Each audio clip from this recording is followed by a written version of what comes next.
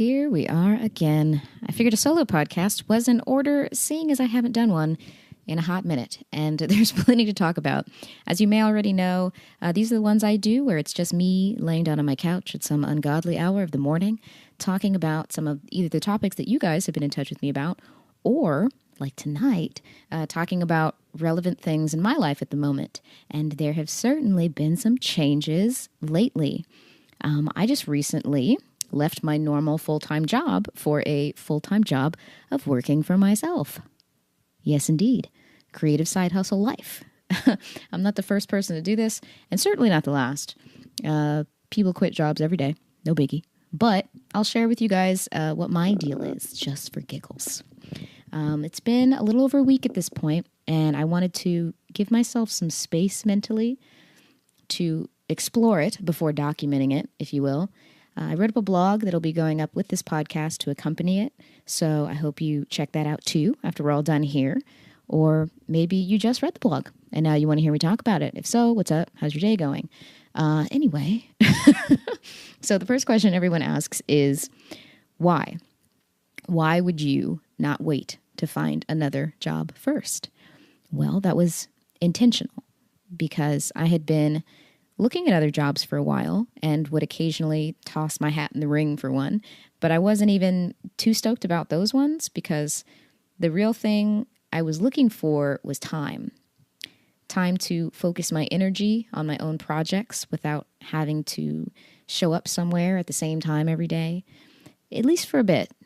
You know, just a little freedom of existence where I could make my side projects that mean something to me my main projects. And over the last year or so, my mindset has just radically shifted in the sense that I've become more self-aware, more conscious of what in the world I'm spending my day doing, more attentive to my intuition, and tired of feeling like I had to just accept circumstances and hope they change rather than having the confidence, honestly, to take responsibility and make decisions to at least try and steer myself more in the direction that I'd like to go. I'm simply not the same person I was when I entered that job, you know, plain and simple. And in the blog, I narrow it down to the idea I quit my job because it was dangerously safe, unfulfilling, and no longer made sense for who I am now. What once was satisfying now is not, you know? And my situation is probably a little different than some people who have quit their jobs. I didn't hate my job. I had a lot of great coworkers who were good friends. My job wasn't hard. I could spend most of the day on autopilot if I wasn't careful. It wasn't challenging or high stress the vast majority of the time.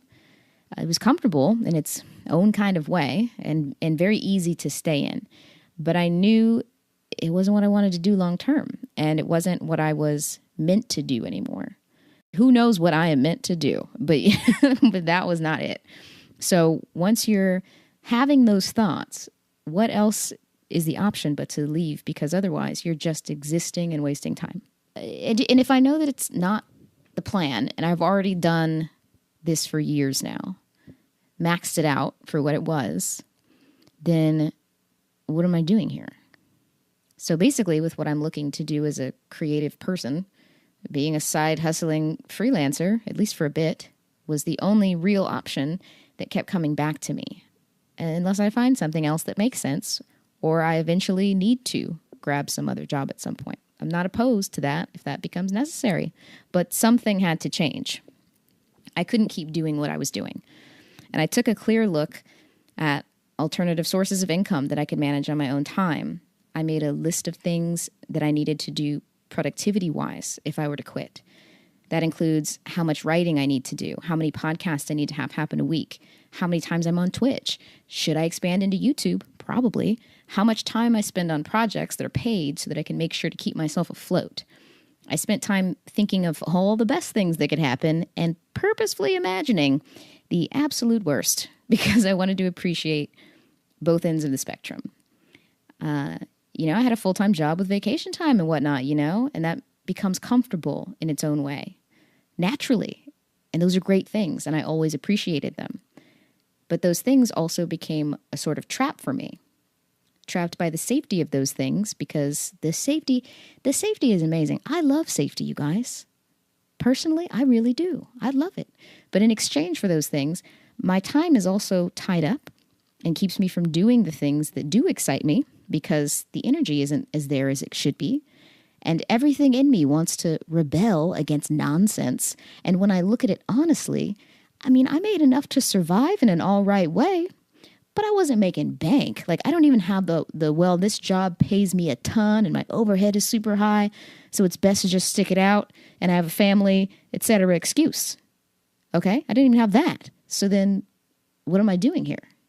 Time and energy are what I need to consider my most precious resources, as do many of us, so that maybe they'll lead me into a more gratifying path and a day where I don't feel the need to leave work on my lunch every day, because the idea of being there the full 8.5 hours was suffocating me. And that is dramatic, you guys. That's a dramatic feeling, and I'm a measured person by nature. So I've learned that those kinds of strong impulses, where every cell of my body is trying to escape, warrants my attention. All right? I just really outgrew it. The negatives had officially outweighed the positives. And it hit me like a ton of bricks one day. Every other day was like getting Legos tossed at me. This day, for some reason, was like just a brick to my forehead region space. Okay? I walked out of work on that day. Not a day that I thought was going to be special or life-changing by any means, but it was certainly a very frustrating one that I had expected to be very normal. I walked out of work. My face was hot. My breathing was shallow. I was stressed out. And my inner monologue came through so clear to me. And it said, "You have to get out of there."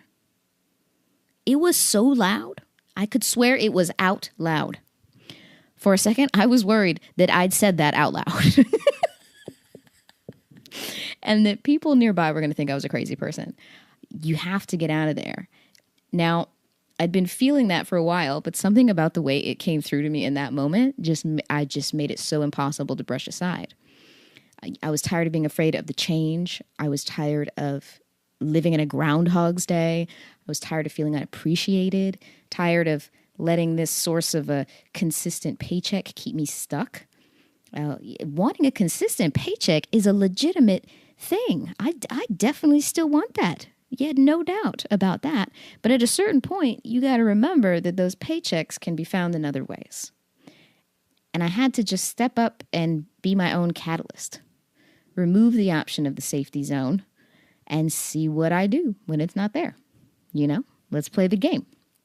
But I had 4 days off after that moment, and I took those 4 days to live like I didn't have that steady job. I took on some side hustles. I looked at my budget, my savings, broke it down into how much money I really made a day.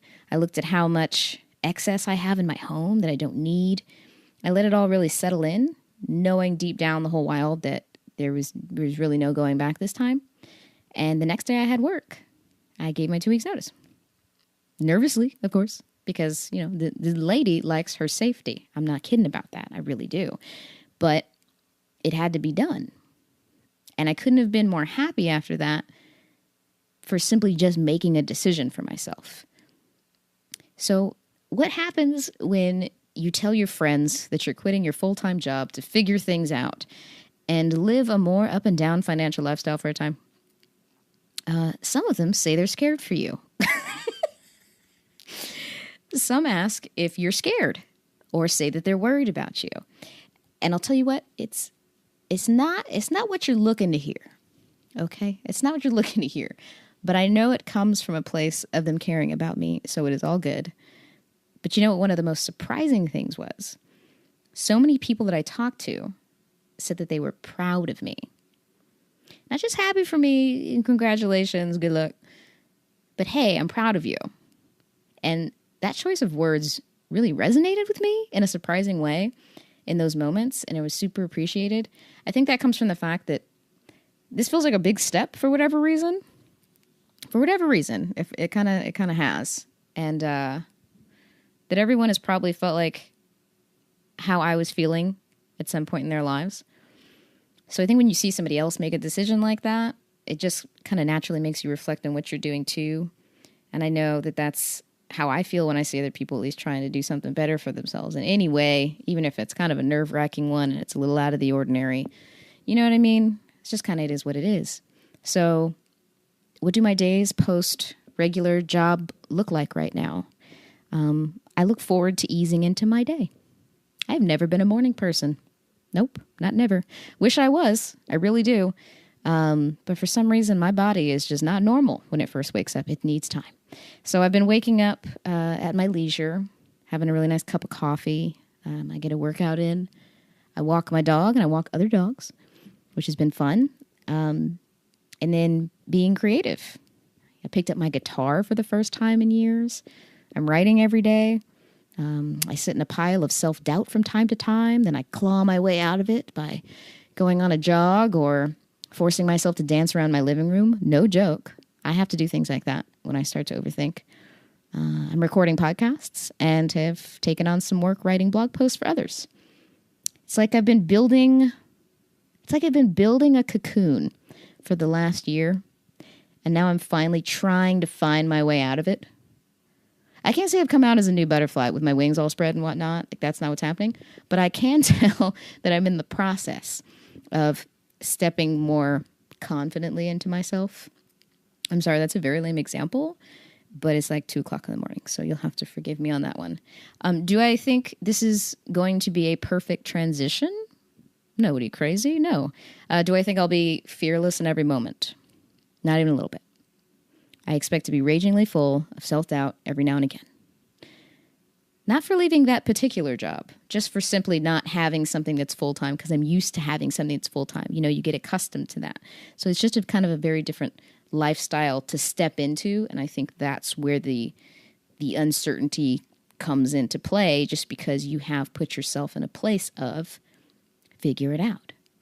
And I also expect that that's too damn bad, because I got to get through that and keep looking forward and somehow control my mind enough to find some self-belief even when I'm full of doubt. Because not for 1 second have I been interested in looking back. Not for 1 second. Which is a very cool thing. You know? If anything, the regret becomes, I wish I'd done it a little bit sooner. Because why not? If you're just going to go and figure stuff out, do it sooner rather than later. Why not? You know, and the bottom line is that like, I'm going to be all right. I know that. On some level, on all levels, really, if I pay attention. And I'll grow and I'll get stronger and all that good stuff, no matter what's next. Could be awesome things. There'll be some awesome things in there. There'll be some weird things in there. And there's value in that. And the sun will rise tomorrow and time will tick and things will happen, you know? And I always say that my biggest fear is regret. And regret only happens when I'm not trying or when I'm actively kind of resisting my own intuition because I know what I should do, but I'm not doing it, right? We all do that sometimes. It's like we're all out here living our stories, and it's good to let them evolve and just roll with them punches, as it were.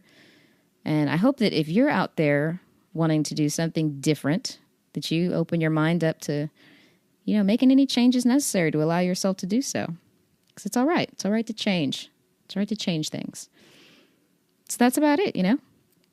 There's my story, and we'll see how this goes. I'm excited. It should be fun. If you want to read the accompanying blog post that goes with this rambling recording, you can find it on my site, CourtneyDiamond.com. If you'd like to work with me, read my stuff, or just want to get in touch, all of that info is readily available right over there as well. I'm also on Twitch playing video games several nights a week, so find me over there and say hi next time I'm live at twitch.tv/Courtney Diamond. Guess what? All the socials are also at Courtney Diamond, because I'm easy to find in an internet way. It's true. So with that, there'll be a podcast up soon in the next couple of days with a brand new guest. And maybe hit subscribe if you guys are feeling generous. Have an amazing day, and I'll talk to you guys soon.